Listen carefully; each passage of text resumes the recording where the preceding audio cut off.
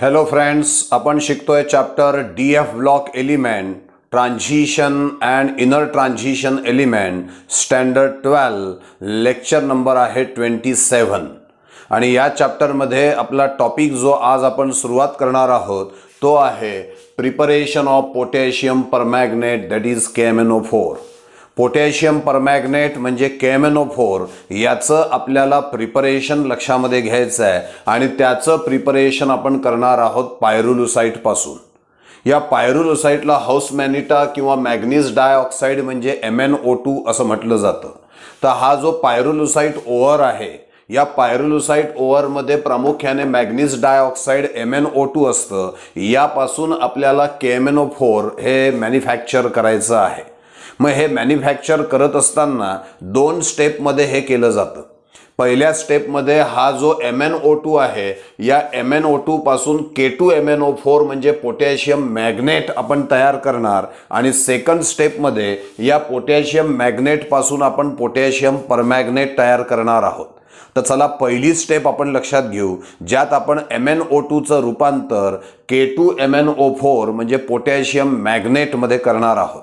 तर हे कन्व्हर्शन कशा पद्धतीने केल्या जाऊ शकतं, तर काय करतात, हे जे पायरुलुसाइट ओव्हर आहे म्हणजे मॅग्नीज डायऑक्साइड MnO2 याची रिॲक्शन आपण पोटॅशियम हायड्रॉक्साइड किंवा पोटॅशियम कार्बोनेट सोबत करतो। या दोघांचं जे मिश्रण आहे त्याला फ्यूज केलं जातं इन प्रेझेन्स ऑफ एअर और in presence of oxidising agent like KNO3 और KClO3। बघा काय म्हणतोय, फ्यूज करा कोणाला, MnO2 ला KOH सोबत किंवा MnO2 ला K2CO3 सोबत, या दोनपैकी एक घ्यायचा। या दोघांचं मिक्सचर फ्यूज करायचं strong heating till they melt. कोणाच्या प्रेझेन्समध्ये, इन प्रेझेन्स ऑफ एअर म्हणजे ऑक्सिजन और in presence of oxidising agent like KNO3 और KClO3। अशा वेळेला त्या दोघांमध्ये रिॲक्शन होईल आणि आपल्याला पोटॅशियम मॅग्नेट म्हणजे K2MnO4 मिळाल्याचं दिसून येईल। ओके, मग रिॲक्शन्स कशा असू शकतात बघा। पहिल्या वेळेला आपण MnO2 आणि KOH या दोघांना फ्यूज करणार आहे इन प्रेझेन्स ऑफ एअर म्हणजे oxygen. MnO2 KOH these two are fused in presence of air or oxygen, then we get potassium magnet। किंवा तुम्ही KOH च्या ऐवजी K2CO3 पण घेऊ शकता। MnO2 आणि K2CO3 याला फ्यूज केलं इन प्रेझेन्स ऑफ एअर और ऑक्सिजन, आपल्याला पोटॅशियम मॅग्नेट मिळाल्याचं दिसेल। पहिल्या वेळेला बाय प्रॉडक्ट वॉटर मिळतंय तर दुसऱ्या वेळेला बाय प्रॉडक्ट कार्बन डायऑक्साइड मिळतोय। तुम्ही एअर और ऑक्सिजनच्या ऐवजी ऑक्सिडायझिंग एजंट सुद्धा वापरू शकता। बघा, MnO2 आणि KOH या दोघांना फ्यूज करायचं आहे in presence of oxidising agent like KNO3, पुन्हा आपल्याला पोटॅशियम मॅग्नेट मिळाल्याचं दिसून येईल। किंवा आपण मॅग्नीज डायऑक्साइड आणि KOH याला आपण फ्यूज करणार आहे कोणाच्या प्रेझेन्समध्ये, KClO3 च्या, पुन्हा आपल्याला पोटॅशियम मॅग्नेट मिळाल्याचं दिसून येईल। म्हणजेच काय, overall when manganese dioxide that is pyrolusite over is fuse with potassium hydroxide और potassium carbonate in presence of air that is oxygen और in presence of oxidising agent like KNO3 or KClO3, then this MnO2 get converted into potassium magnet that is K2MnO4। Now the second step, second स्टेपमध्ये या K2MnO4 चं conversion आपल्याला KMnO4 मध्ये करायचं आहे। मग K2MnO4 चं कन्व्हर्शन जे KMnO4 मध्ये केल्या जातं हे दोन पद्धतीने केल्या जाऊ शकतं। काय म्हणतोय बघा आपण, this K2MnO4 that is potassium magnet can be converted into potassium permanganate either by electrolysis method or by oxidation method। या दोन्ही पद्धती आता आपल्याला लक्षामध्ये घ्यायच्या आहेत। आता आपल्याला K2MnO4 म्हणजे पोटॅशियम मॅग्नेट जो ग्रीन इन कलर आहे त्याच्यापासून पोटॅशियम परमॅग्नेट KMnO4 जो पर्पल कलरचा आहे तो आपल्याला तयार करायचा आहे। तो तयार करण्यासाठी आपल्याकडे दोन मार्ग आहे। एक मार्ग आहे इलेक्ट्रोलिसिसचा, ज्यामध्ये आयर्न इलेक्ट्रोडची मदत घेऊन आपण ते इलेक्ट्रोलिसिस कॅरी करू शकतो, आणि दुसरा मार्ग आहे ऑक्सिडेशनचा।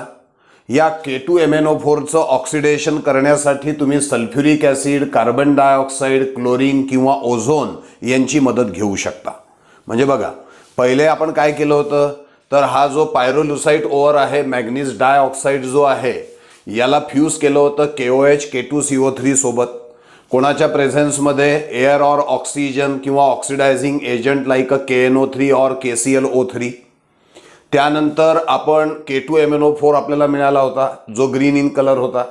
आता या green in colour K2MnO4 potassium magnet जो आहे त्याचं आपण इलेक्ट्रोलिसिस करणार आहे बाय युझिंग आयर्न इलेक्ट्रोड, किंवा दुसरा मार्ग आहे त्याचा आपण ऑक्सिडेशन करू शकतो sulphuric acid, carbon dioxide, chlorine किंवा ओझोनच्या मदतीने. तुम्हाला पर्पल कलरचा पोटॅशियम परमॅग्नेट KMnO4 मिळाल्याचं दिसून येईल. आता K2MnO4 टू KMnO4 करण्याचे दोन मार्ग आहे. यातला जो इलेक्ट्रोलिसिसवाला मार्ग आहे तो प्रिफर्ड केला जातो, तो प्रामुख्याने वापरला जातो. काय करतात यामध्ये? K2MnO4 जे ग्रीन कलरचं सोल्युशन आहे त्याचं इलेक्ट्रोलिसिस केलं जातं बाय युझिंग आयर्न इलेक्ट्रोड. आता या इलेक्ट्रोलिसिसच्या दरम्यान काय होतं की ऑक्सिजन प्रोड्यूस होत असतो ॲनोडपाशी, आणि जो ॲनोडपाशी ऑक्सिजन प्रोड्यूस होतो तो या ग्रीन कलर पोटॅशियम मॅग्नेटचं ऑक्सिडेशन करतो आणि त्याचं रूपांतर KMnO4 मध्ये कन्व्हर्ट त्याला करत असतो, पोटॅशियम परमॅग्नेटमध्ये त्याला कन्व्हर्ट करत असतो. रिॲक्शन कशी लिहिली आपण बघा. आपण काय केलं आहे? K2MnO4चं सोल्युशन घेतलेलं आहे. K2MnO4 जे ग्रीन कलर आहे त्याला वॉटरमधलं त्याचं सोल्युशन तयार केलं, त्यामध्ये आयर्न इलेक्ट्रोड आपण टाकले, तर तिथे वॉटरचं इलेक्ट्रोलिसिस होतं आणि वॉटरचं इलेक्ट्रोलिसिस होऊन हायड्रोजन आणि ऑक्सिजन तयार होतो आणि तिथे एक्सप्लोजन होऊ नये म्हणून ॲक्च्युअली डायफ्राम तिथे आपण वापरत असतो. या ठिकाणी काय वापरणं आवश्यक आहे? डायफ्राम.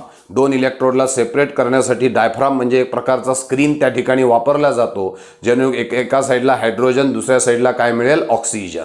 आणि तो जो ॲनोडपाशी ऑक्सिजन मिळालेला आहे त्या ॲनोडपाशी मिळालेल्या ऑक्सिजनच्या मदतीने या K2MnO4चं ऑक्सिडेशन होतं आणि तो कन्व्हर्ट होतो KMnO4 मध्ये, म्हणजे पर्पल कलरमध्ये तो कन्व्हर्ट झाल्याचं आपल्याला दिसून येतं. काय रिॲक्शन लिहिली आहे? ट्वाइस ऑफ K2MnO4, त्याचं वॉटरमधलं सोल्युशन म्हणजे H2O. During the electrolysis oxygen produce झालेला आहे ॲनोडपाशी आणि त्या नेसंट ऑक्सिजननी K2MnO4चं ऑक्सिडेशन केलं आणि त्याचं रूपांतर केलेलं आहे KMnO4 मध्ये आणि बाय प्रॉडक्टमध्ये आपल्याला KOH मिळालेला आहे. बरोबर आहे. तर this is the electrolysis method for the conversion of green potassium manganate into purple potassium permanganate and this is preferred method. ही जनरली जास्त करून वापरल्या जात असते. दुसरा एक मार्ग आपल्याकडे आहे ज्यामध्ये K2MnO4चं KMnO4 मध्ये आपण कन्व्हर्शन करू शकतो ऑक्सिडेशनच्या मदतीने, आणि त्यासाठी ऑक्सिडेशन करण्यासाठी तुम्ही सल्फ्युरिक ॲसिड वापरा, कार्बन डायऑक्साईड वापरा, क्लोरीन किंवा ओझोनची सुद्धा आपण मदत घेऊ शकतो. त्यांच्या रिॲक्शन्स या ठिकाणी आपण दिलेल्या आहेत. बघा, पहिले potassium manganate when reacts with sulphuric acid we get potassium permanganate along with manganese dioxide. दुसरं, potassium manganate when reacts with carbon dioxide in water, याच्याऐवजी कार्बोनिक ॲसिड पण लिहिलं तरी चालतं. Then again we get potassium permanganate along with manganese dioxide. तिसऱ्या रिॲक्शनमध्ये potassium manganate when reacts with chlorine we get potassium permanganate by product KCl आहे. Potassium manganate when reacts, त्याचं solution घेतलं when reacts with ozone, then we get potassium permanganate. म्हणजे H2SO4 CO2 किंवा H2CO3, chlorine आणि ozone यांच्या मदतीने आपण potassium magnet जो ग्रीन इन कलरचा आहे त्याचं ऑक्सिडेशन केलं आणि पोटॅशियम परमॅग्नेट आपण या ठिकाणी मिळवलेला आहे. This is about the manufacturing of potassium permanganate from pyrolusite ore. या पायरोलुसाइट ओअरला आपण हाऊस मॅनिटा किंवा मॅग्नीज डायऑक्साईड असं देखील म्हटलेलं होतं. काय पाहिलं होतं आपण यामध्ये? दोन स्टेपमध्ये आपण केलं आहे. पहिल्या स्टेपमध्ये मॅग्नीज डायऑक्साईडचं रूपांतर पोटॅशियम मॅग्नेटमध्ये केलं आणि पोटॅशियम मॅग्नेटचं रूपांतर पोटॅशियम परमॅग्नेटमध्ये आपण केलेलं आहे. नाव about the disproportionation of oxidation state of manganese. आपल्याला आता मॅग्नीजच्या ऑक्सिडेशन स्टेटमध्ये डिस्प्रपोर्शनेशन कन्सेप्ट लक्षामध्ये घ्यायची आहे. काय आहे डिस्प्रपोर्शनेशन ते आपण आता लक्षामध्ये घेणार आहोत. बघा, आत्ताच आपण दोन रिॲक्शन बघितल्या होत्या ज्यामध्ये पोटॅशियम मॅग्नेट हा सल्फ्युरिक ॲसिड सोबत रिॲक्ट होतो आणि पोटॅशियम परमॅग्नेट मॅग्नीज डायऑक्साईड K2SO4 आणि H2O देत असतो. यामध्ये जर का आपण मॅग्नीजच्या ऑक्सिडेशन स्टेट बघितल्या तर K2MnO4 मध्ये Mn ची ऑक्सिडेशन स्टेट +6 आहे, KMnO4 मध्ये Mn ची ऑक्सिडेशन स्टेट +7 आहे आणि MnO2 मध्ये ती +4 आहे. काय दिसतंय तुम्हाला या ठिकाणी Mn+6 चा काय झालेला आहे +7, म्हणजे K2MnO4 चं जेव्हा कन्व्हर्शन KMnO4 मध्ये होतं तेव्हा +6 ऑक्सिडेशन स्टेट चेंजेस टू +7, म्हणजे इन्क्रीज इन ऑक्सिडेशन स्टेट, म्हणजे याला आपण ऑक्सिडेशन असं म्हणू. पण त्याच वेळेला काही K2MnO4 चं रूपांतर तुम्हाला MnO2 मध्ये पण झाल्याचं दिसतं, जिथे K2MnO4 मधल्या Mn ची ऑक्सिडेशन स्टेट +6 आहे आणि MnO2 मधल्या Mn ची ऑक्सिडेशन स्टेट +4 आहे. म्हणजे here oxidation state changes from +6 to +4, that is decrease in oxidation state. This is called as reduction. म्हणजे काय दिसतंय की या K2MnO4 पैकी काही भागाचं होतं आहे ऑक्सिडेशन आणि त्याच K2MnO4 च्या काही भागाचं होतं आहे रिडक्शन. ज्या वेळेला एकाच केमिकलचा काही भाग हा ऑक्सिडेशन अंडरगो करतो आणि काही भाग हा रिडक्शन अंडरगो करतो त्याला म्हटलं जातं डिस्प्रपोर्शनेशन रिॲक्शन. आपण जनरली रेडॉक्स रिॲक्शन मध्ये काय पाहतो तर एक रिॲक्टंटचं पूर्णपणे ऑक्सिडेशन होतं आणि दुसऱ्या रिॲक्टंटचं पूर्णपणे रिडक्शन होतं. त्याला आपण रेडॉक्स रिॲक्शन म्हणत असतो. One species undergoes oxidation while other species undergoes reduction. पण या ठिकाणी तसं नाही आहे. या ठिकाणी असं दिसतंय K2MnO4 पैकी काहीचं होतं आहे ऑक्सिडेशन आणि त्याच्याच काही भागाचं होतं आहे reduction. Such reaction is called as disproportionation reaction. Here in this reaction some part of K2MnO4 undergoes oxidation and get converted into potassium permanganate, while some part of potassium manganate, that is K2MnO4, undergoes reduction and get converted into MnO2. Thus in the same chemical some part undergoes oxidation while some part undergoes reduction. Such a reaction is called as disproportionation reaction. दुसरी जी reaction आपण दिलेली आहे त्यामध्ये सुद्धा तेच दिसतंय आपल्याला. K2MnO4 मध्ये +6 आहे, त्याचं ऑक्सिडेशन होऊन +7 झालं KMnO4 मध्ये. इथे +6 चं +4 झालेलं आहे म्हणजे रिडक्शन झालंय. या दोन्ही रिॲक्शन आत्ताच आपण बघितलेल्या होत्या. या दोन्ही रिॲक्शनला इथे मी आयोनिक फॉर्म मध्ये दिलेलं आहे. K2MnO4 च्या ऐवजी MnO4 लिहिलं. K2 आयन बाजूला काढला आपण, मग काय झाला MnO4 घेतला. इथे KMnO4 च्या ऐवजी MnO4 घेतला. इथे पूर्ण MnO2 लिहिलाय. काय आहे या ठिकाणी Mn ची +6 आहे, इथे काय झाली +7 म्हणजे ऑक्सिडेशन. इथे +6 आहे, काय झालं आहे +4 म्हणजे रिडक्शन. तर ही जी रिॲक्शन ही नवीन रिॲक्शन नाही. या दोन रिॲक्शनला मी आयोनिक फॉर्म मध्ये इथे लिहिलंय. या रिॲक्शन्स मध्ये बोर्डवर लिहिलेल्या रिॲक्शन्स मध्ये तुम्हाला काय दिसतंय K2MnO4 चा काही भागाचं होतंय ऑक्सिडेशन आणि रूपांतर होतंय KMnO4 मध्ये, तर काही भागाचं होतंय रिडक्शन आणि रूपांतर होतंय MnO2 मध्ये. Such a reaction in which some part of the same chemical undergoes oxidation and remaining part of the same chemical undergoes reduction. Such a reaction is called as disproportionation reaction. या disproportionation रिॲक्शनला अजून एका वेगळ्या अँगलनी आपल्याला म्हणता येईल. लक्षात घ्या, जेव्हा एखादी रिॲक्शन होते तेव्हा आपल्याला प्रॉडक्ट मिळत असतो. Products are more stable than reactant. Product हे कोणापेक्षा जास्त स्टेबल आहे रिॲक्टंट. याचा अर्थ काय KMnO4 is more stable than K2MnO4. म्हणजेच काय +7 oxidation state is more stable than +6, किंवा उलट वाक्य वापरतो +6 oxidation state is unstable as compare to +7. +6 जी आहे ही अनस्टेबल आहे +7 च्या तुलनेने. या ठिकाणी आपण वाक्य लिहिते +6 इज अनस्टेबल कम्पेअर टू